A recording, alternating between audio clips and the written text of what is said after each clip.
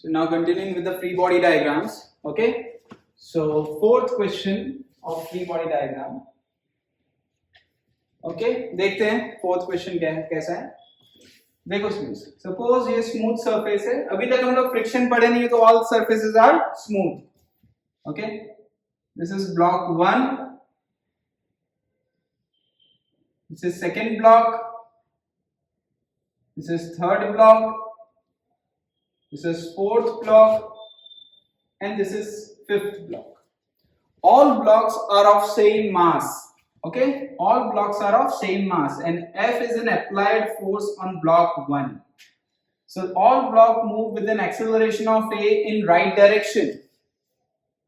Okay, so अब इसकी FBD बनाते हैं हम लोग. देखो यहाँ पे as each, यहाँ पे मैं लिख देता हूँ क्वेश्चन में, all blocks are of same mass. यहाँ पे all blocks are of same mass which is equal to suppose m. So अगर मैं FBD बनाऊंगा तो यहाँ पे सपोज रिएक्शन फोर्स है R1, R2, R3, here R4 and here R5. Okay, फिर reaction force between blocks,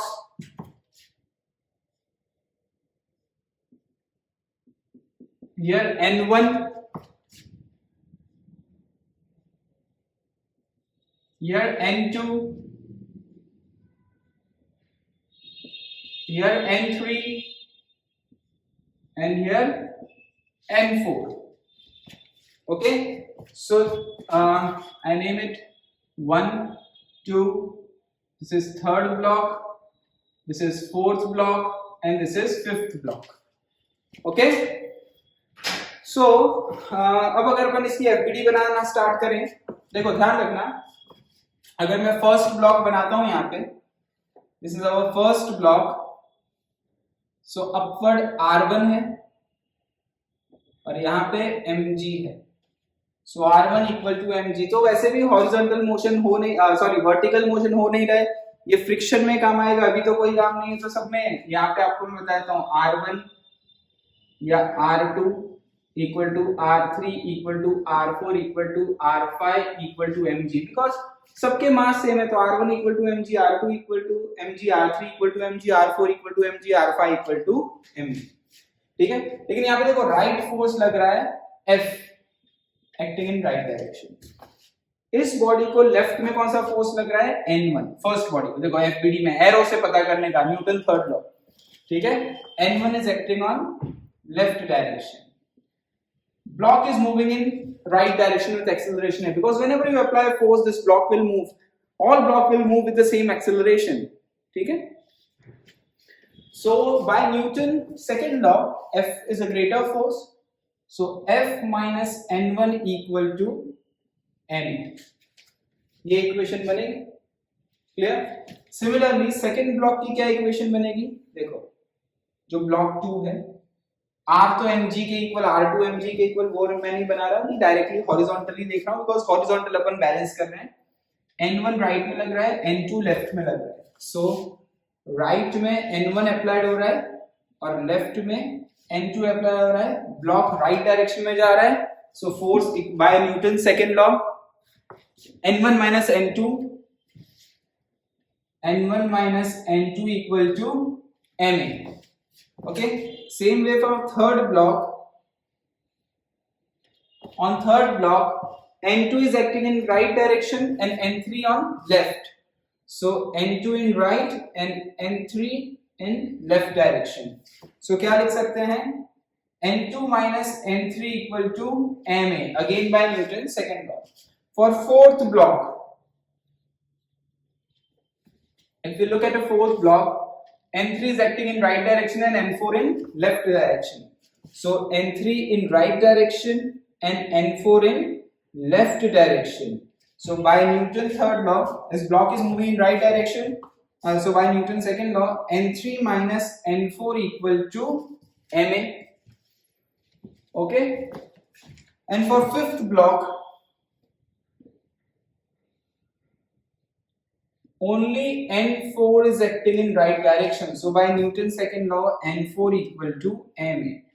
As body is moving or whole system is moving in right direction or horizontal axis, so we have make an FBD of this all 5 blocks. Okay, so उनकी 5 equation of motion भी है. If we add all 5 equation of motion, we will get acceleration. ठीक है, so acceleration comes out to be here. n1 will cancel out, n2 will cancel out, n3 will cancel out, n4 will cancel out. If we add equation, so F comes out to be 5 times of ma. So A comes out to be F upon 5m.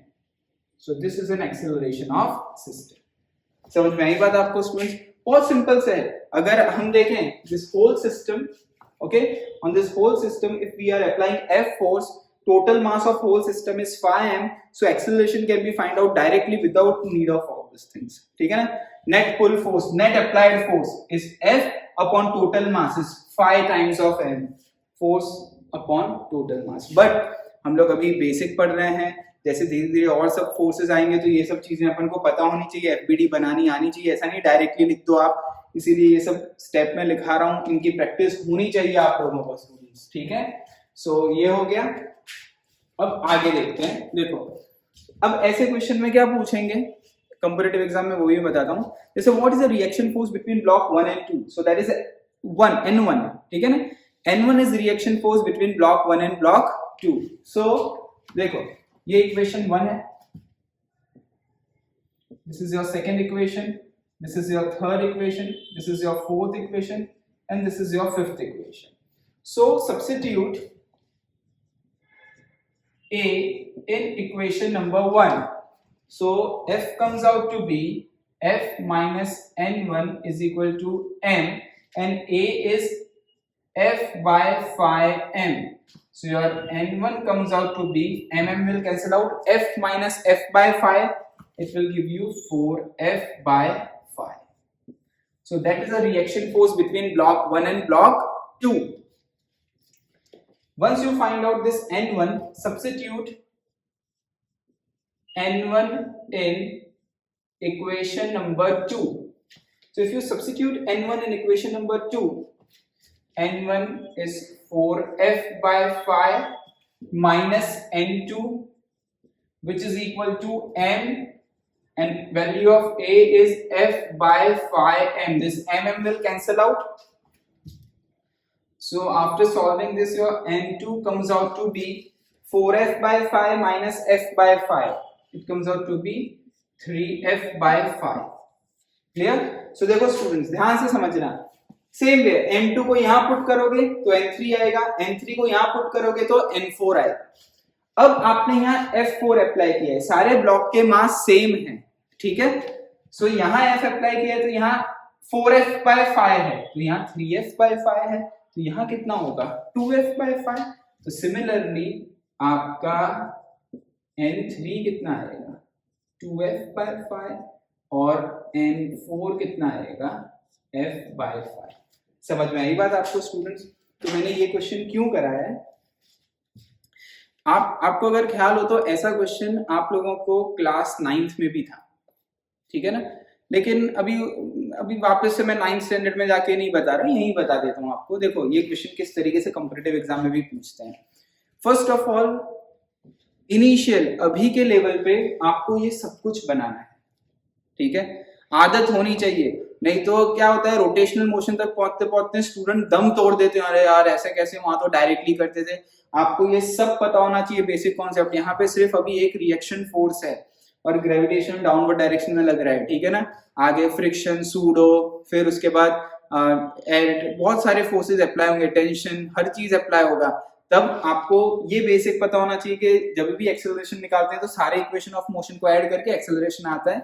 No doubt आगे भी हम short tricks पढ़ेंगे, ऐसा नहीं है नहीं पढ़ेंगे, फिर भी क्लियर. लेकिन यहाँ का शॉर्ट ट्रिक क्या है, हाउ टू, देखो बेस है कि सबसे पहले एक्सेलरेशन कैसे निकालना है. We consider this to be a whole system and no another force is applied, only this F is applied. We are applying only F force. Okay, अगर ये पूरा एक सिस्टम है, we are applying this force F only. So acceleration is net force which is F upon total mass which is 5m, आगे acceleration. ठीक है, अब इस क्वेश्चन में अपन ने n1 कैसे निकाला, यहाँ पे अपन ने a की वैल्यू सब्स्टिट्यूट की तो n1 आ गया इन टर्म ऑफ f, यहाँ पे n1 की वैल्यू सब्स्टिट्यूट तो n2 आया, ऐसा आया। अब ध्यान रखना 5 ब्लॉक्स हैं, शॉर्ट में फास्ट में अगर ये क्वेश्चन पूछते हैं, देखो अपन को जितने क्वेश्चंस याद होंगे ना कॉम्पिटिटिव एग्जाम के लिए उतना अच्छा है, खासकर जो मैं क्लास में करा रहा हूँ। ठीक है, और बाकी अलग क्वेश्चन आए तो आपको कॉन्सेप्ट याद होने चाहिए। ठीक है, सो देखो यहाँ f है, 5 ब्लॉक्स है तो यहाँ f से कम होगा, तो यहाँ 4f/5, 3f/5, 2f/5, f/5 कैसे डिक्रीज हो रहा है, यहाँ 5 है मतलब 5f/5, 5। ठीक है, सॉरी मतलब f। ठीक है, 4f/5, 3f/5, 2f/5, f/5 कितने ब्लॉक्स हैं, 5 ब्लॉक्स हैं। अब ऐसा बोलेंगे 20 ब्लॉक्स हैं, कितने 20 ब्लॉक्स हैं। सुनना ध्यान से, तो फर्स्ट ब्लॉक पे f दिया है तो यहाँ पे कितना आएगा, यहाँ f दिया है तो यहाँ पे कितना आना चाहिए 19f/20। समझ में आई बात, 19f/20, 18f/20, 17f/20, 16f/20, समझ में आया, 15f/20 एंड सो ऑन। तो इस तरीके से आपको पता होना चाहिए। और लास्ट ब्लॉक पे कितना हो जाएगा f/20। ठीक है, सो अगर क्वेश्चन में ऐसा पूछे हैं कि 19th और 20th ब्लॉक के बीच में कितना फोर्स होगा, सो f/20। समझ में आई बात, f/20। और वही आपको ऐसा पूछे कि 19th और 18th ब्लॉक के बीच में कितना होगा, तो 2f/20। तो ऐसी शॉर्ट ट्रिक्स पता होनी चाहिए आपको कि अगर ब्लॉक का मास सेम है तो किस तरीके से आंसर निकालना है। ठीक है स्टूडेंट्स, इसे नोट डाउन कर लो, फिर नेक्स्ट एफबीडी देखते हैं।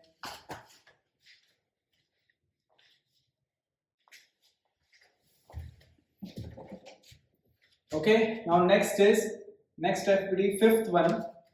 ठीक है, देखो अभी हम लोगों ने इनिशियल प्रीवियस क्लासेस में अबाउट अ टेंशन फोर्स पढ़ा था इन अ मासलेस स्ट्रिंग। अगर स्ट्रिंग मासलेस है तो हर एक पॉइंट पे टेंशन क्या होता है, सेम है, लेकिन उसकी कंडीशन होती है बीच में कोई नॉट नहीं होना चाहिए, गांठ, नॉट को क्या बोलते हैं, गांठ, वो गांठ नहीं होनी चाहिए, उनके बीच में कोई मास नहीं होना चाहिए।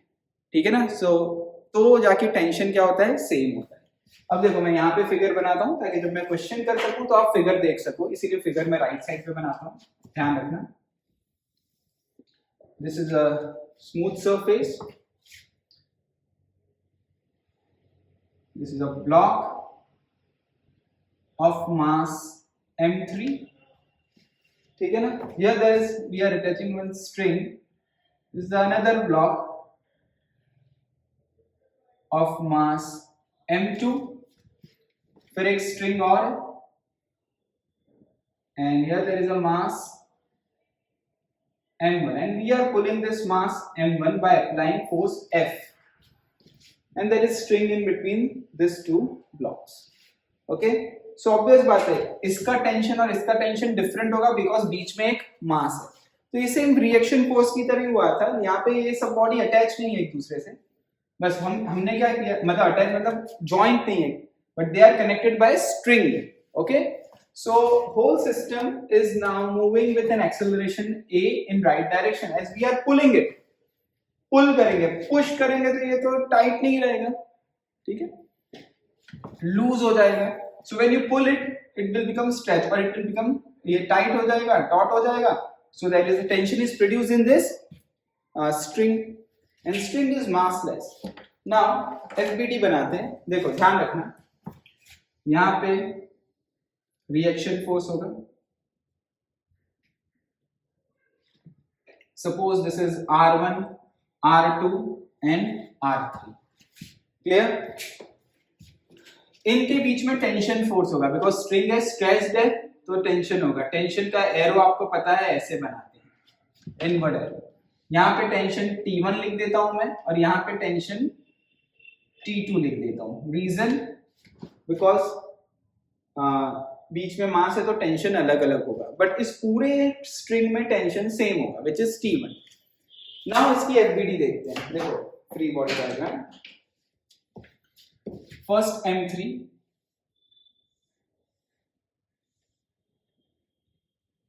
M1 सॉरी M1 पहले देखते हैं।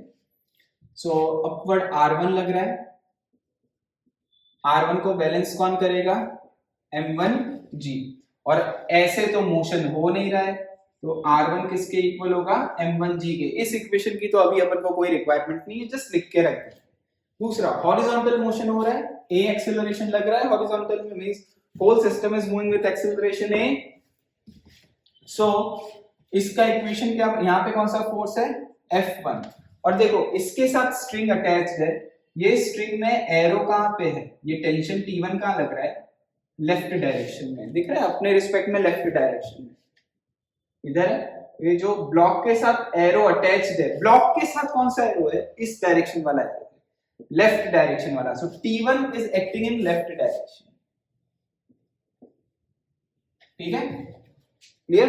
सो M1 ब्लॉक को T1 लेफ्ट इस डायरेक्शन में लग रहा है, लेकिन M2 ब्लॉक को T1 इस डायरेक्शन में लग रहा है। समझ में आई बात?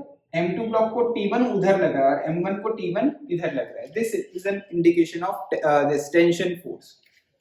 तो सिंपल, इसीलिए arrow method is best method. Arrow ही आपको बता देगा न्यूटन थर्ड लॉ कहां कैसे अप्लाई होता है।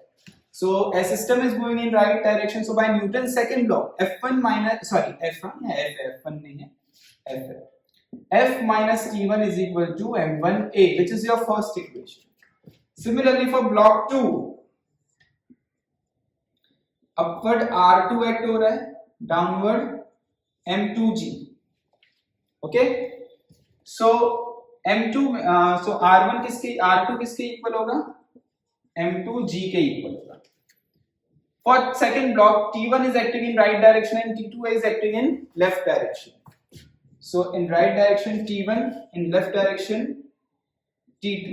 So by Newton's second law, T1 minus T2 equal to M2A, because this block is moving in right direction. So by Newton's second law, net force is mass into acceleration. Then third one, again R3 in up direction and M3G in down direction. There is no motion on vertical axis, so R3 is equal to M3G. Okay, and in right direction there is only one force, which is T2. On this block only one force is acting, which is T2. ध्यान रखना, motion of a connected bodies पढ़ रहे हैं, इसके साथ T2 ही connection में है, so T2 equal to M3G.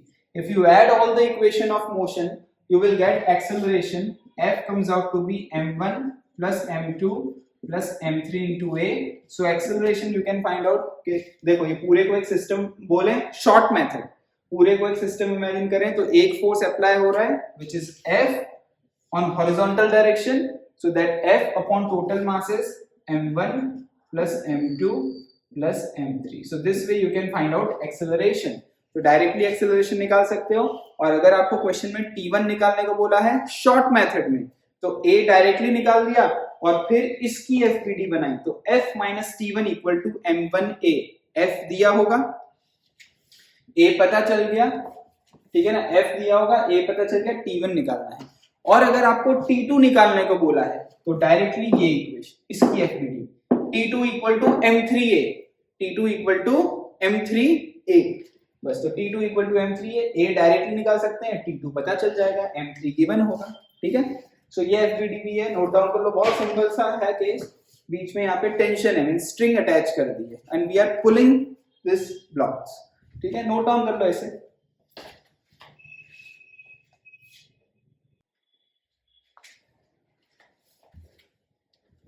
Now so next FBD देखते हैं, सिक्स्थ वन।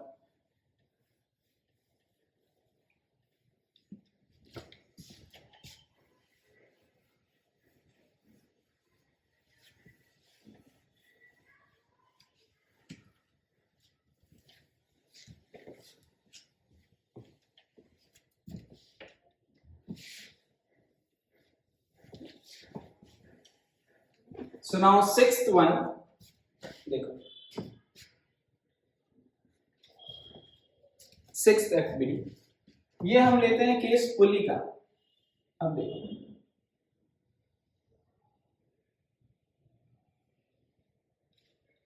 दिस इज पुली, ठीक है ना। Basically this pulley is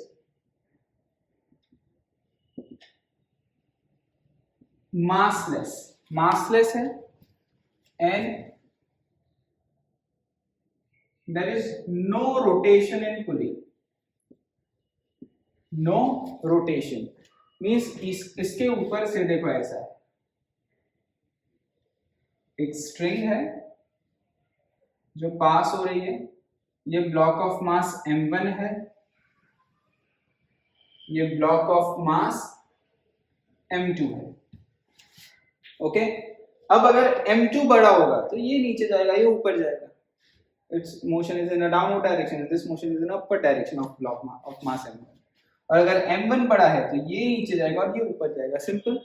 but ये जो स्ट्रिंग है ये इस पुली के ऊपर स्लाइड हो रही है, ठीक है ना, स्लाइड हो रहा है, पुली रोटेट नहीं हो रहा। मतलब अगर ऐसा पुली है, ठीक है ना, तो इसके ऊपर स्ट्रिंग स्लाइड हो रही है, ऐसे स्लाइड हो रही है, ऐसे स्ट्रिंग रोटेट नहीं करवा रही है। जैसे वो उत्तरायण में होता है, हम उसमें से स्ट्रिंग को पुल करते हैं तो वो घूमता है, जो जिसमें वो दोहरा होता है, ठीक है ना, ठीक है ना, वो सिलिंड्रिकल शेप में जो होता है। तो सेम वे ये घूम नहीं रहा है, ये रोटेट नहीं हो रहा है, इट इज रोटेशनल लेस। अब कोई स्टूडेंट बोले सर रोटेट नहीं हो रहा है, भाई रोटेट होगा, रोटेशनल मोशन में रोटेट होगा। अभी हमको रोटेशनल मोशन नहीं आता, ठीक है ना, तब रोटेट करवाएंगे, तब और चीज आएगी, नई चीज। तो अभी तो ये रोटेशन लेस है एंड मासलेस भी है, वहां पे मास भी आएगा। कुछ स्टूडेंट बोलेंगे सर मास तो होता ही है ना, तो मास होगा ना, रोटेशन मोशन तक इंतजार करो उसके लिए, ठीक है, और टिपिकल बनाएंगे वहां पे केस को। तो अभी सिंपल केस पढ़ रहे हैं, रोटेशन मोशन अभी टाइम है, तब तक बहुत सारी फिजिक्स पढ़नी पड़ेगी अपन को। सो ध्यान देना, ये ओवरऑल केस दिया है। Suppose in this case we assume let m2 is greater than m1 for example. So इसकी एफबीडी कैसे बनेगी, देखो। Now string is sliding on this pulley, okay.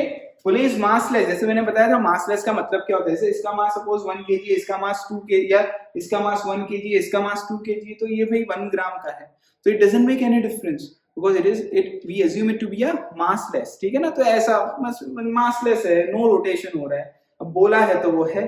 For example मैंने बताया आपको, वापस जब रोटेशनल मोशन पढ़ेंगे तब मास वाला पुली भी लेंगे और रोटेशन भी हो रहा होगा। अभी रोटेशन नहीं हो रहा है, स्ट्रिंग इज स्लाइडिंग ऑन पुली, ठीक है ना। मैं यहां लिख देता हूं, string is sliding on pulley in this case. Now what about the FBD here? Okay, देखो FBD देखते हैं, ध्यान देना। यहां पे टेंशन होगा T, बिनो टेंशन क्या एरो बनाया। As this string is in continuation, there is no knot, मतलब कोई गांठ नहीं है यहाँ पे, and there is no mass between this, ये स्ट्रिंग में बीच में मास नहीं है because this is massless, so tension remain same. Here also tension is T because this pulley is massless, okay. Then यहाँ पे क्या एक्ट हो रहा होगा, और एक M1G, यहाँ पे क्या एक्ट हो रहा होगा, M2G. Now here we have assumed that mass M2 is greater than M1, so ये डाउनवर्ड मूव हो रहा होगा विद एन एक्सेलरेशन A, और ये अपवर्ड मूव हो रहा होगा विद एन एक्सेलरेशन A। दोनों मास सेम है तो एक्सेलरेशन 0, ऐसा भी बोल सकते हैं, ठीक है ना। लेकिन मास अलग अलग है, तो ये डाउनवर्ड मूव हो रहा होगा, ये अपवर्ड मूव होगा। Now what is about an FBD. देखो यहाँ पे एफबीडी डायरेक्टली बता दूं, यहाँ पे बनाने की जरूरत नहीं है, बनाते हैं तो चलो यहाँ बना लेते हैं। देखो M1 block, what about M1। M1 में देखो इसके साथ एरो कहाँ है, अपवर्ड, जो एरो इसके साथ अटैच्ड है वो अपवर्ड वाला है। सो यह T नीचे, M1G ब्लॉक ऊपर जा रहा है, FBD बन गई। According to Newton second law, net force is mass into acceleration, so ऊपर वाला फोर्स बड़ा है, नीचे वाला, तो क्या हो जाएगा, T minus M1G equal to M1K। For second block यहां पे क्या लग रहा है, M2G, यहां पे क्या एक्ट हो रहा है, T, ब्लॉक का मूव हो रहा है downward. So by Newton second law, this force minus this force equal to M2A means M2G minus T equal to m2a. If you add both the equation, this t and t will cancel out. m2g minus m1g is equal to m1a plus m2a. So m2 minus m1 into g is equal to m1 plus m2 into a. So your acceleration comes out to be m2g minus m1g upon total mass, which is m1 plus m2. So this is an acceleration of this block. Okay, so acceleration magnitude wise आ गया, इसका upward direction में होगा, इसका downward direction में होगा, but both the block are moving with same magnitude of acceleration. Now अब इसमें directly answer कैसे निकालेंगे भाई, देखते हैं कैसे निकालते हैं डायरेक्ट आंसर. सुनना स्टूडेंट्स, जैसे देखो मैं अगर आपको एक क्वेश्चन दूं कि सपोज ये एक सिस्टम है, यहाँ पे 5 न्यूटन फोर्स एक्ट हो रहा है और यहाँ पे 3 न्यूटन फोर्स एक्ट हो रहा है. मतलब ऐसे मेरा ये हैंड है 5 और यहाँ 3, तो ये ब्लॉक कहाँ मूव करेगा, इस डायरेक्शन में इधर, with net force of 2. Yes और नो? क्योंकि ये 5 है ये 3 है, तो नेट फोर्स कितना लग रहा है, 2 इन दिस डायरेक्शन. सिंपल आता है आपको ये. बस अब इसमें ऐसे की जगह इसको ऐसे मोड़ दिया गया है. यहाँ m2g, यहाँ m1g, बड़ा m2g है तो m2g minus m1g upon total mass, answer short में बराबर. m2g minus m1g, acceleration is net pull force upon total mass. तो देखो यहाँ पे फोर्स, यहाँ पे फोर्स, नेट फोर्स इस केस में 5 minus 3, so net force is 2 upon total mass. अब इसको ऐसे की जगह ऐसे कर दिया है, बेंड कर दिया है ऐसे. यहाँ पे भी फोर्स लग रहा है, यहाँ पे भी फोर्स लग रहा है, पर ये यहाँ मूव कर रहा है, तो m2g is a greater force, m1g is a smaller force. So net force is m2g minus m1g upon total mass m1 plus m2. Directly acceleration आ गया. सो क्वेश्चन को देखो, ये तो आना ही चाहिए. डायरेक्टली एक्सेलरेशन कैलकुलेट करो, net pull force upon total mass m2g minus m1g upon total mass m1 plus m2. और यहीं से fbd. भाई फिर क्वेश्चन में क्या बोलेंगे आपको, कैलकुलेट t निकालो. तो भाई इसकी fbd से निकाल लो t minus m1g equal to m है, या इसकी fbd से निकाल लो m2g minus t equal to m2 है. तो a डायरेक्टली आ जाएगा, और कोई भी एक fbd यहाँ पेपर में दिया होगा उसमें बना लो, t minus m1g equal to m1 है. a पता चल गया, सब्स्टिट्यूट कर दो, आपको t पता चल जाएगा. ठीक है, सो ये वाली भी fbd हो गई. नोट डाउन कर लो इसको.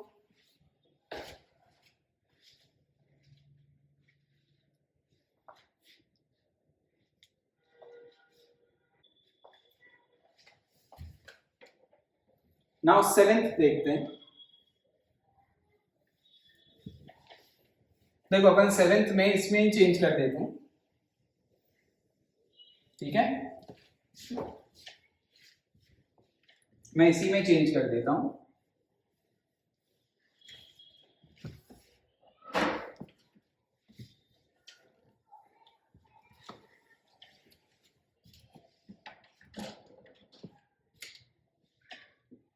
इन 7th क्वेश्चन देखो, यहाँ पे ब्लॉक था इसके प्रीवियस केस में m2, अब एक और लगा देते हैं ब्लॉक m3. ठीक है, सपोज m2 प्लस m3 इससे बड़ा होगा m1 से, तो ये यहाँ नीचे जाएगा. लेकिन अगर m1 इन दोनों मास से बड़ा होगा तो ये इधर जाएगा. Simple logic, simple. ठीक है, ओके. तो ये यहाँ डाउनवर्ड एक्सेलरेशन जा रहा है, ये अपवर्ड जा रहा है. अब इसकी एफबीडी बनाते हैं. देखो ध्यान रखना स्टूडेंट्स, इसकी एफबीडी में ये स्ट्रिंग कंटिन्यूएशन में है, so tension is same, but ये स्ट्रिंग और इस स्ट्रिंग के बीच में मास आ गया है. ध्यान रखना ये मासलेस है, इसीलिए टेंशन सेम है. जब रोटेशनल मोशन पढ़ेंगे तो ये मास्ड वाला पुली होगा, तब टेंशन ये दोनों भी अलग होंगे जब हम रोटेशनल मोशन पढ़ेंगे. लेकिन अभी हम लोग नहीं गए हैं रोटेशनल मोशन पे, मासलेस पुली है. ठीक है, ये टेंशन दोनों सेम. यहाँ मास आ गया बीच में, सो टेंशन चेंज हो जाएगा. सपोज यहाँ का टेंशन है टी डैश. ठीक है, और यहाँ पे भी क्या लग रहा होगा m3g. लेकिन यहाँ पे अपन को सबकी एफबीडी बनानी पड़ेगी, सेपरेटली देखते हैं. चलो एफबीडी बना के देखो. फर्स्ट m1 की बनाते हैं. m1 यहाँ पर क्या लग रहा होगा t, और यहाँ क्या लग रहा है m1g, सिंपल। यहाँ देखो एरो के साथ t कनेक्टेड है, m1g t अपवर्ड, और ये ऊपर मूव हो रहा होगा। इसकी इक्वेशन क्या होगी, t minus m1g is equal to m1a. This is the equation for block of mass m1. Second देखते हैं m2, ये इंपॉर्टेंट है, फिर शॉर्ट में कैसे करते हैं वो भी बताता हूं। m2 देखते हैं। m2 में देखो ऊपर t लग रहा है, ये एरो अपवर्ड है, जो m2 के साथ कनेक्टेड एरो है, m2 के साथ जो एरो कनेक्टेड है वो अपवर्ड है, मतलब वो m2 को अपवर्ड पुल कर रहा होगा। कौन अपवर्ड पुल कर रहा होगा, t। नीचे कौन पुल कर रहा है उसको, यहाँ पे कौन सा कनेक्टेड है, देखो t डैश नीचे पुल कर रहा है क्योंकि डाउनवर्ड एरो है उसके साथ कनेक्टेड, t डैश प्लस इसका वेट भी नीचे लग रहा होगा विच इज m2g, और ये नीचे जा रहा है ये एक्सेलरेशन से। अब न्यूटन सेकंड लॉ लगाओ, force net force is mass into acceleration, downward force ज्यादा है, so this force minus this force is equal to m2a, so t dash plus m2g minus t equal to m2a। Second equation बन गई। m3 के लिए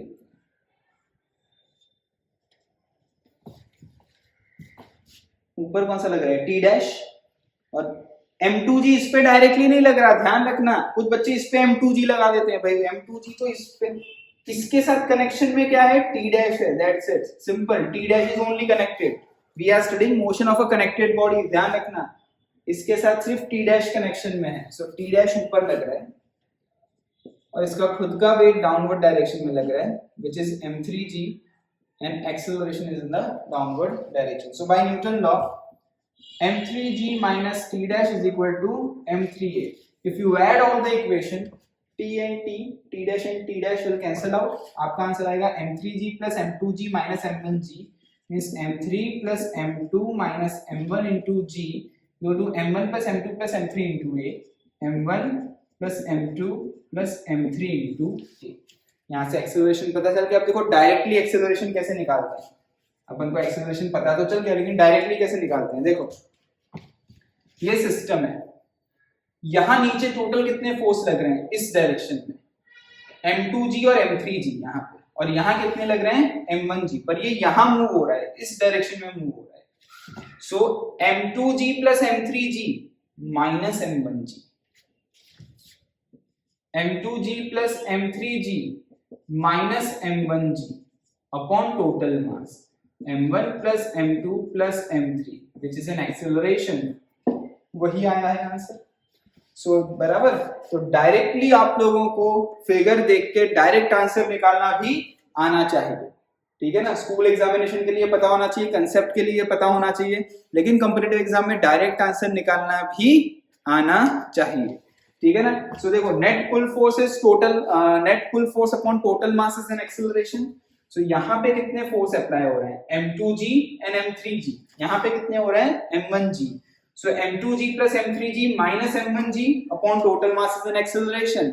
अब अगर competitive exam में पूछें आपको find out the tension force between block 2 and 3, that means you have asked about t dash, तो एज अ स्मार्ट स्टूडेंट आप क्या करोगे कंपैरेटिव एग्जाम के लिए, सबसे पहले एक्सेलरेशन निकालोगे directly, net pull force upon total mass which is m3g plus m2g minus m1g upon total mass, निकाल लिया, a निकाल लिया, a के लिए फिर t डैश के लिए m2 की fpd अच्छी है कि m3 की, m3 की, m2 की क्यों नहीं, क्योंकि t भी निकालना पड़ेगा, अपन को t डैश पूछा है तो सिंपल m3 की बनाओ ना, ओके, इसकी fpd बनाओगे तो m3g minus T dash equal to m3a, a directly पता चल गया, m3 पता होगा, t डैश निकाल लोगे। ये होती हैं शॉर्ट ट्रिक्स, समझे स्टूडेंट्स, ठीक है, नोट डाउन कर लो ऐसे।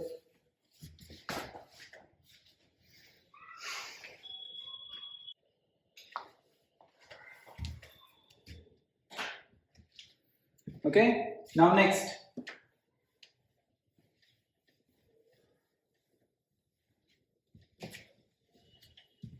एट एफपीडी देखते हैं।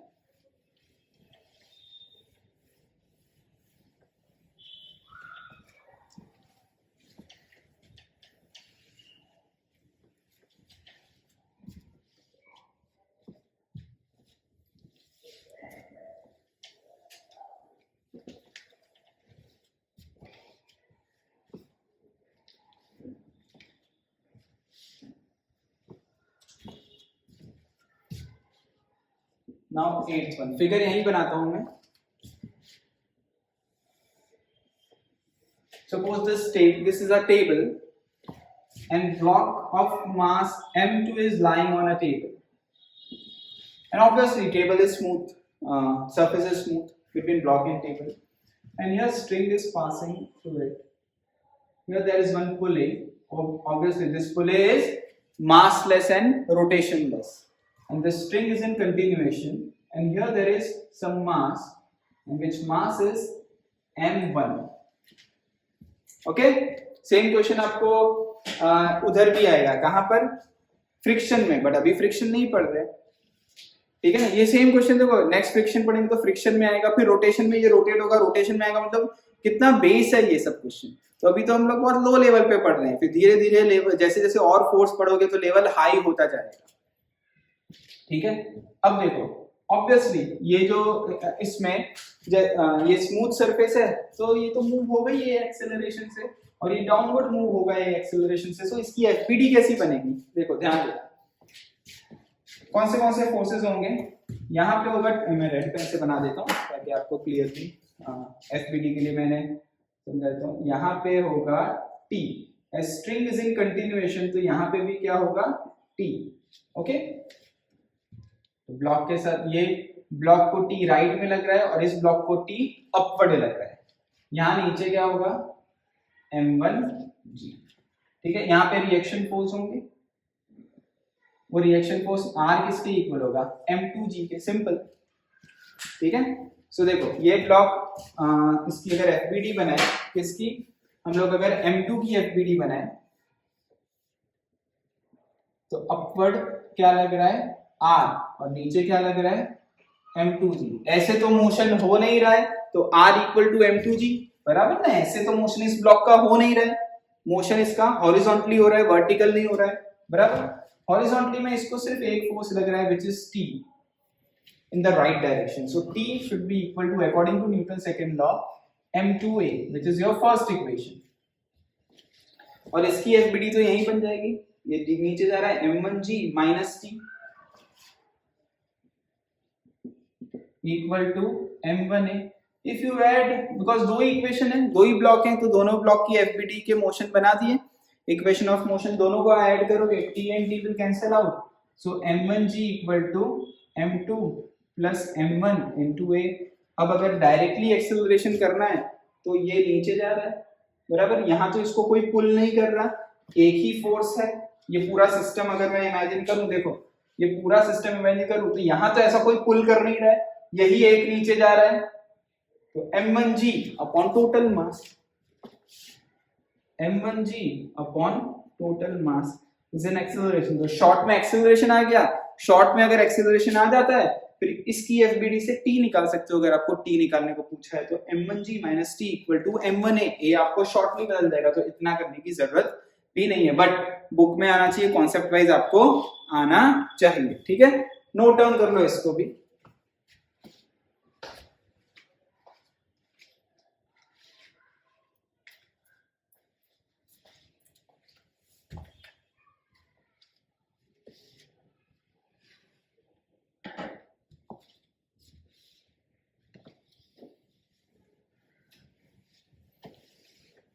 Now ninth question, ninth FBD.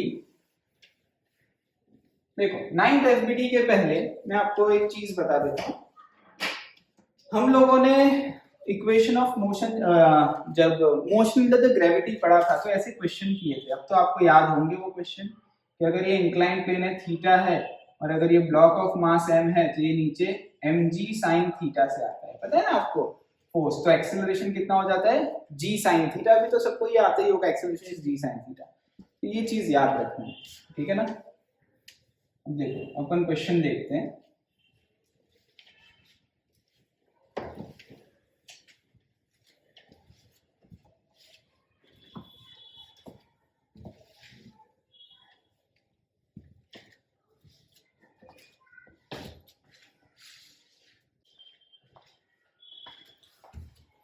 Now ninth question, inclined plane का क्वेश्चन है. Suppose this inclined plane contain an angle theta. Okay? अब हमने क्या किया, यहाँ पे ब्लॉक रख दिया है. Suppose this block is of mass M2. Okay, and your string is passing connected with the pulley. This pulley is obviously massless and rotationless. The string passes over by the pulley and connected with the another mass, which is M. Okay, so depend on situation, या तो ये block नीचे जाएगा ऊपर जाएगा, या ये block up the plane या डाउन द प्लेन जाएगा. ठीक है, अब देखो ध्यान देना स्टूडेंट्स, ये जो ब्लॉक M2 है, मैं इसमें आपको एक समझाता हूँ चीज, यहाँ पे पहले अलग से समझा देता हूँ. जैसे अगर M2 है, इसकी FBD में बनाऊं तो देखो ये सरफेस रिएक्शन फोर्स, ये you know by Newton law, action and reaction are equal in magnitude, opposite in direction and act between two different bodies. ठीक है, सो M2 पे अपर, ये जो M2 को अगर मैं फ्री बॉडी डायग्राम बनाऊं M2 की, ठीक है, तो यहाँ पे एक रिएक्शन फोर्स लगेगा जो कौन देगा इसको, इंक्लाइंड. ठीक है ना, प्लस इसका वेट ऐसे लग रहा होगा डाउनवर्ड डायरेक्शन में. ठीक है, ये सब आपको मैंने पहले भी पढ़ाया हुआ है mg. तो यहाँ पे उसको बैलेंस कौन कर रहा होगा, mg cos थीटा, ये एंगल थीटा जो होगा, ये वाला एंगल थीटा. ठीक है, so reaction force is balanced by mg cos theta. Clear. So अब इसी चीज को देखते हैं, ये आप नोट डाउन करना है तो कर सकते हो, बट सिंपल सी चीज है, पहले भी बताया हुआ है, लेकिन अभी मैं वापस से समझा रहा हूँ आपको. क्लियर, देखो ध्यान देना, मैं इसमें फिगर में ही बना के बताता हूँ. ओके, कौन से फोर्सेस होंगे, देखो बाय न्यूटन लॉ ये ऐसा होता है, एक्शन एंड रिएक्शन. ओके, अब देखो यहां पे क्या होगा, M1G, स्ट्रिंग में क्या होगा, tension T, tension, string is in continuation, so tension is constant, it remain same. अब ये जो ब्लॉक है, ये तो ऊपर जाएगा या नीचे जाएगा, अप द प्लेन जाएगा या डाउन द प्लेन जाएगा. सो इसके जो कंपोनेंट है मेरे को इन एक्सिस पे ब्रेक करने पड़ेंगे, मतलब सारे जो कंपोनेंट है, या तो यानी एक ये एक्सिस होनी चाहिए और एक ये होनी चाहिए. समझ में आई बात आपको, एक कंपोनेंट, ये अपना एक्सिस हो गया, ये और ये कंपोनेंट हो गया, इन एक्सिस पे करने के मोशन ऐसे होगा इसका. क्लियर. सो वेट कहाँ एक्ट हो रहा है इसका, इस डायरेक्शन में वेट एक्ट हो रहा है, विच इज mg. तो ये थीटा है तो ये भी थीटा होगा. We have done this question, पता है ना, ब्लॉक डाउन द प्लेन, मैंने बताया भी था आपको. सो this is mg cos theta, और यहाँ क्या लग रहा है, mg sin थीटा, और यहाँ पे क्या है, ये देखो रिएक्शन फोर्स, जो तो reaction force is balanced by mg cos theta. Simple, reaction is balanced by mg cos theta. Clear. ये एक्शन एंड रिएक्शन है, सो रिएक्शन फोर्स किसने दिया, इंक्लाइंड प्लेन ने दिया, और रिएक्शन फोर्स को बैलेंस किसने किया, वेट के कंपोनेंट ने. कौन से कंपोनेंट ने, mg cos थीटा ने, और mg sin थीटा यहाँ डाउन द प्लेन लग रहा है. ठीक है, अब देखो क्या कैसे क्वेश्चन करते हैं. अब आपको ये चेक करने का, क्या ये M2 है ना, तो मैं यहाँ M2G लिख देता हूँ. ठीक है, M2G, here also M2G. Clear. अब सबसे पहले आपको ये चेक करने का क्वेश्चन में कि M2G sin theta and M1G में से कौन सा बड़ा है.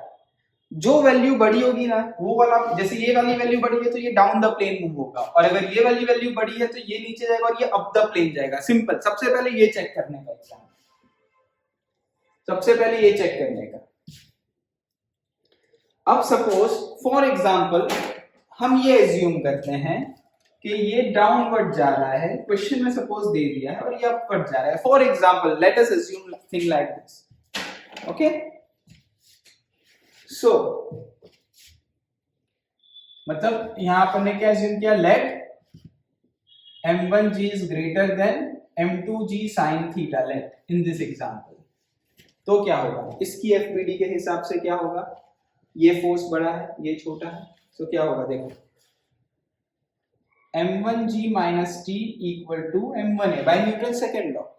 और यहाँ क्या होगा, ये ऊपर जा रहा है तो t बड़ा होगा, t minus m2g, t minus m2g sin theta equal to m2a. If you add both the equation, दो ब्लॉक है, दोनों के इक्वेशन ऐड करो, आपको एक्सेलरेशन मिल जाएगा, t and t will cancel out, m1 minus m2,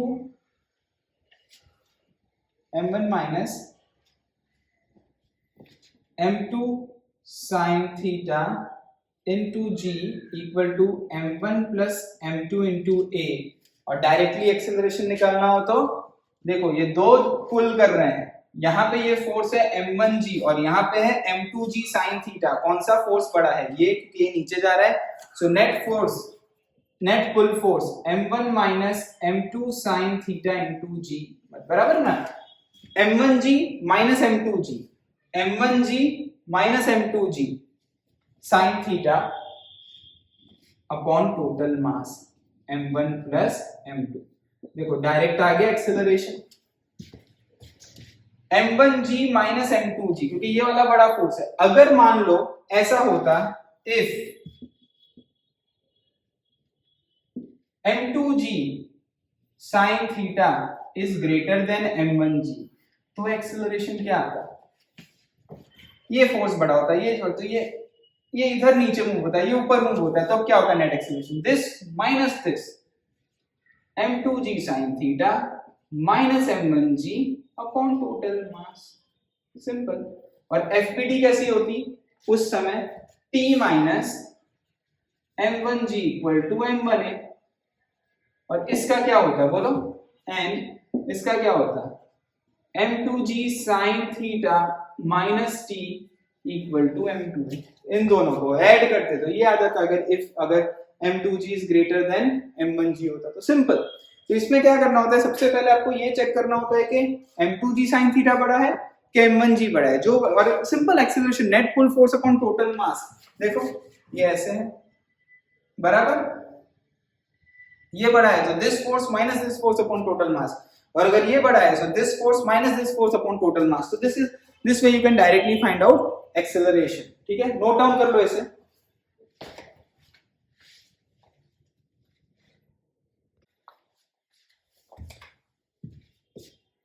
now 10th one, देखो 10th one में देखते हैं,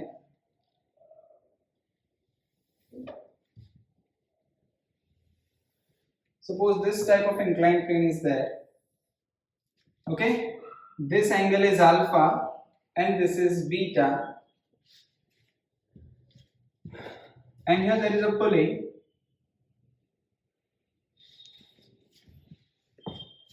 attached with two masses, this is suppose m2 and this is suppose m1,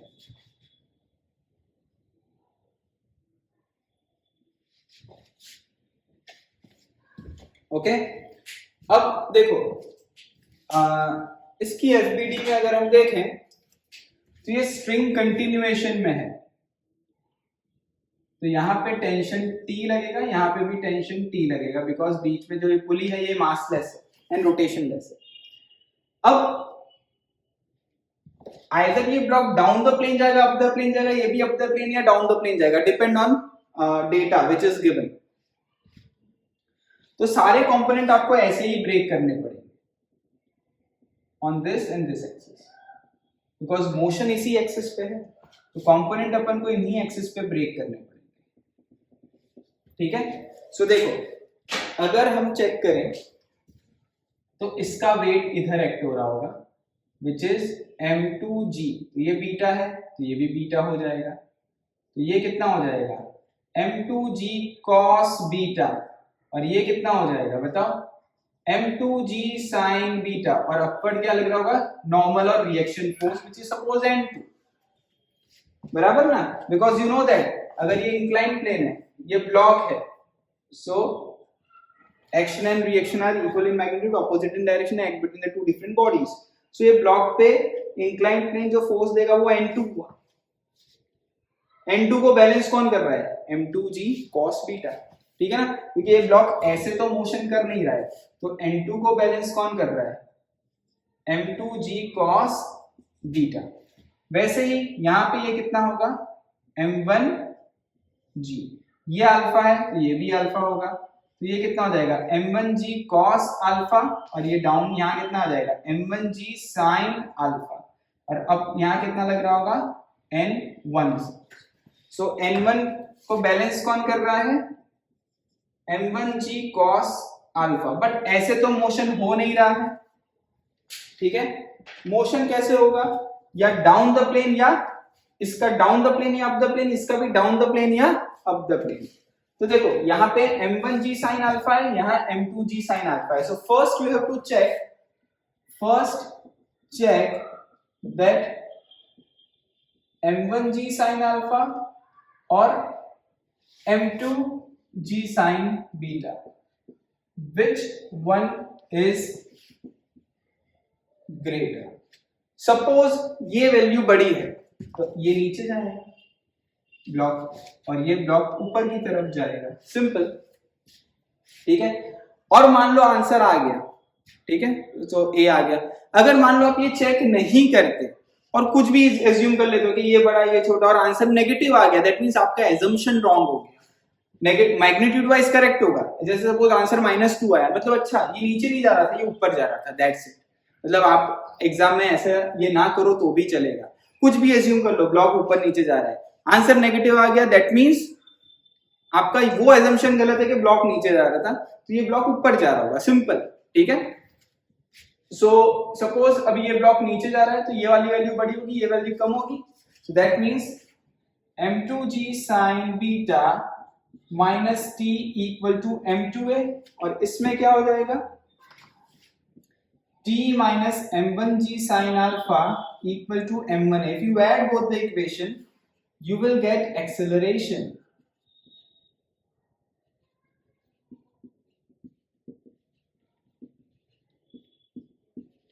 और acceleration डायरेक्टली भी आ जाएगा, देखो ये दोनों पुलिंग हो रहा है, net pull force, this force is greater than this, तो acceleration डायरेक्टली कैसे लिखोगे, m2g sin beta minus m1g sin alpha upon total mass. a आ गया, a के बाद यहाँ पे कोई भी इक्वेशन में सब्स्टिट्यूट कर दो तो t मिल जाएगा, ठीक है। सो दिस वे ये अपनी ओवरऑल एफबीडी कंप्लीट हो गई है, ठीक है ना, मतलब ये 10th कंप्लीट हो गया। नोट डाउन कर लो इसे।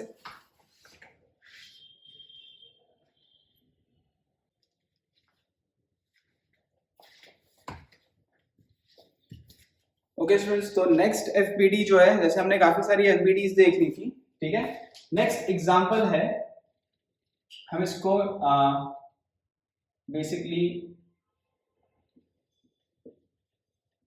Tension in rope of mass m and length l भी बोल सकते हैं। अभी तक हमने जो भी एग्जांपल देखा, जो स्ट्रिंग देखी, दैट स्ट्रिंग वाज मासलेस, ठीक है। लेकिन हमको अगर ऐसे कुछ क्वेश्चंस आए कि जिसमें रोप हो, मींस वो स्ट्रिंग मासलेस नहीं हो, तब क्या करना है, तो देखो उस टाइप के क्वेश्चंस किस तरीके से करते हैं, ठीक है। मतलब रोप दिया होगा आपको, हम वो वही स्पेसिफिक टाइप के क्वेश्चन देखते हैं। ये वाला जो आंसर हम लोग जो निकालेंगे, हो सके तो इसे लर्न कर लेना, ठीक है। इसका फाइनल आंसर आता है, मेरे को तो याद है, I think t equal to f into 1 minus x by l, ठीक है। So tension in a rope of mass m and length l है, ओके। तो हम लोग इसको अभी कैलकुलेट करेंगे। देखो students, suppose this is a rope, you know what is rope, rope होता है ना रस्सी, ठीक है ना। This is a rope of mass m and length l, and we are pulling this rope with force F. We are pulling this rope with force F. Now you have at distance x where force is applied at this point P. Okay, calculate tension at point P. Here we have to calculate tension at point P, because as rope is of some mass, so tension at each and every point is different. If rope or string is massless, then tension is same. As this rope is moving in right direction, so acceleration of rope is a. ये चीज ध्यान रखना। Now, अब जहां से force apply किया है वहां से लेफ्ट मींस x डिस्टेंस पे आपको क्या करना है, ओवरऑल टेंशन कैलकुलेट करना है। जो लेंथ ऑफ रोप है वो L है और मास क्या है, कैपिटल n। ओके, सो देखो इसकी हमको इक्विवेलेंट फिगर बनानी पड़ेगी सॉल्व करने के लिए, equivalent figure. Now what is the meaning of equivalent figure? इसके जैसी फिगर बनानी पड़ेगी। देखो ध्यान देना स्टूडेंट्स, तो हम क्या करेंगे, ये इस रोप को और इस रोप को कट कर देंगे बीच में से और उसको दो ब्लॉक इमेजिन कर लेंगे। समझ में आई मेरी बात? देखो सपोज ये एक ब्लॉक है और ये उसके बीच में एक स्ट्रिंग एज्यूम कर लेंगे और ये दूसरा ब्लॉक है, इसका मास m1, इसका मास m2 और इसको फोर्स F अप्लाई करते हैं। सो होपफुली आपको ये एग्जांपल समझ, ये तो आते ही एग्जांपल सॉल्व करना आपको। ठीक है स्टूडेंट्स, ये वाले एग्जांपल में तो किसी को भी प्रॉब्लम नहीं होगी, ये वाला एग्जांपल तो सबको ही आता है कि किस तरीके से टेंशन कैलकुलेट करना होता है इसमें। क्लियर? सो देखते हैं इस एग्जांपल को। देखो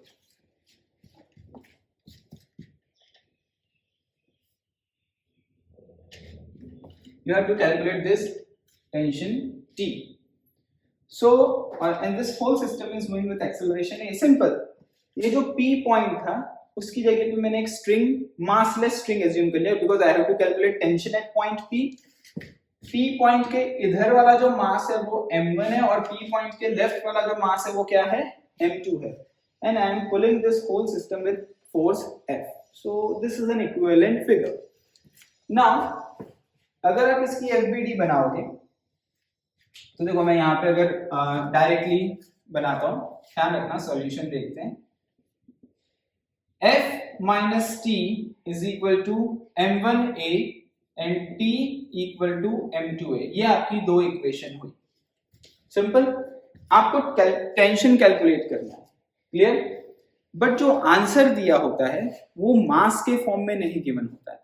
जैसे इसका आंसर है T is equal to F into 1 minus x by L, length के फॉर्म में गिवन है, F के फॉर्म में गिवन है, मास के फॉर्म में नहीं गिवन है। तो यहीं पे एक आता है सिस्टम, मैं यहां लिख देता हूं साइड में, जो रोप के लिए मैं लिख रहा हूं, ध्यान रखना। रोप इज बेसिकली, हम इमेजिन करेंगे it's a one dimension system, means density of rope. आपको यहाँ पे ऐसा भी मिलेगा, what is the density of rope, density of rope. So यहाँ लेंथ गिवन है, so density is mass upon length, समझना है। अब कुछ स्टूडेंट बोलेंगे सर डेंसिटी तो मास अपॉन वॉल्यूम होता है, वो वॉल्यूम डेंसिटी होती है। अगर जब आपको लेंथ बोला हो तो लेंथ की डेंसिटी क्या होगी, उसको बोलते हैं लीनियर डेंसिटी। इसको क्या बोलते हैं, linear density, denoted by lambda, denoted by lambda, इसको बोलते हैं लीनियर डेंसिटी। ऐसे ही एरिया डेंसिटी होती है, जैसे कोई प्लेट हो जिसकी थिकनेस नहीं हो, सिर्फ एरिया है, थिकनेस नहीं है, तो उसमें एरिया डेंसिटी होती है, that is mass upon area. ऐसे ही वॉल्यूम डेंसिटी जो होती है वो मास अपॉन वॉल्यूम होती है, ठीक है ना। तो बहुत सारे स्टूडेंट्स को ऐसा होता है कि डेंसिटी तो मास अपॉन वॉल्यूम ही होता है, बट लीनियर के केस में मास अपॉन लेंथ होता है, एरिया के केस में मास अपॉन एरिया होता है और वॉल्यूम के केस में मास अपॉन वॉल्यूम होता है। और सिंपल ऐसा भी बोल सकते हैं कि 1D के केस में मास अपॉन लेंथ होता है, 2D के केस में मास अपॉन एरिया होगा, 3D के केस में मास अपॉन वॉल्यूम होगा, हम ऐसा भी बोल सकते हैं। तो देखो density of rope is mass upon length which is denoted by lambda. So mass can also be written as density into length with the help of formula. Yes or no? We can write down mass as density into length. So ये जो m1 मास है, देखो इसका length कितना है, x, इस वाले को m1 मास बोला है, इस वाले को m2 मास बोला है, और इसका लेंथ कितना है, l minus x. And we have assumed here instead of p we have assumed a massless string whose tension we need to find out. इसीलिए इक्विवेलेंट फिगर मैंने बोला है। सो समझ में आया ना, p पॉइंट के इधर जो मास है वो m1 है, इधर जो मास है वो m2 है। Clear? So how can you replace m1 here?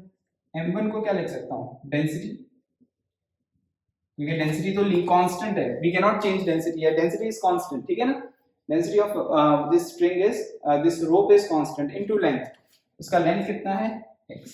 So m1 की जगह मैं lambda into x लिख सकता हूँ, और m2 की जगह क्या लिख सकता हूँ, lambda into l minus x. हो गया? अब मैं यहाँ पे रिप्लेस कर दूंगा, देखो रिप्लेस कैसे करूंगा, f minus t is equal to m1 is lambda x into a, which is third equation, and t can be written as lambda into l minus x into a. As there I need to find out t, a नहीं करना है तो substitute नहीं करने का, इसमें सबसे best है आप रेशियो ले लो, रेशियो लगे तो ए कैंसिल आउट हो जाएगा, लैम्बडा लैम्बडा कैंसिल आउट हो जाएगा, तो इजी रहेगा। हमेशा ऐसा नहीं कि सब्स्टिट्यूशन मेथड ही बेस्ट होती है, जैसे यहाँ पे taking a ratio best method है। सो रेशियो लेते हैं, taking a ratio equation 3 divided by equation 4 करते हैं। सो क्या हो जाएगा, f minus T upon T, lambda lambda cancel out हो जाएगा, ए कैंसिल आउट हो जाएगा, तो x upon l minus x आएगा। ठीक है, क्लियर। इसको हम ऐसा भी लिख सकते हैं, this upon this is f upon t minus 1 is equal to x upon l minus x. Okay, आपको क्या फाइंड आउट करना है, यहाँ पे t फाइंड आउट करना है। So x upon l minus X plus 1, so x plus l minus X upon l minus X, so l upon l minus X. तो यहां से आप लिख सकते हो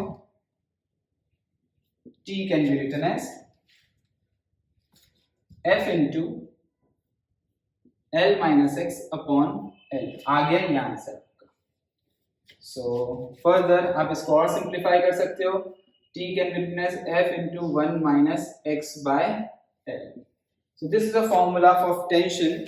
ओके, सो अगर फोर्स आप अप्लाई करते हो तो जहां पे भी फोर्स अप्लाई कर रहे हो उससे जितना आप दूर जाओगे, जितना x बड़ा होगा उतना टेंशन कम होगा। So as you move far away from this applied force, tension is decreasing.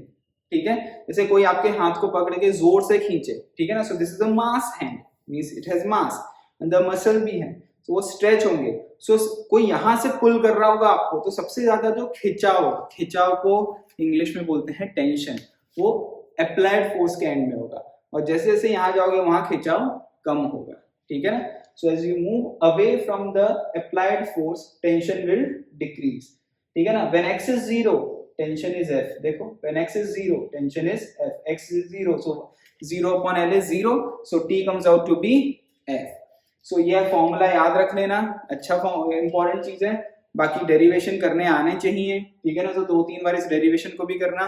तो एज मास रोप होता है तो ध्यान रखना किस तरीके से उसकी इक्विवेलेंट फिगर बनाते हैं, कैसे उसके फॉर्म इक्वेशन ऑफ मोशन को लिखते हैं, और मास को क्या लिख देंगे, डेंसिटी इनटू लेंथ। रेशियो ले लोगे तो सीधा फोर्स आ जाएगा। ठीक है, सो ये अपनी जो खास जो इंपॉर्टेंट फ्री बॉडी डायग्राम है वो कंप्लीट हुई है। ठीक है स्टूडेंट्स, नोट डाउन कर लो ऐसे।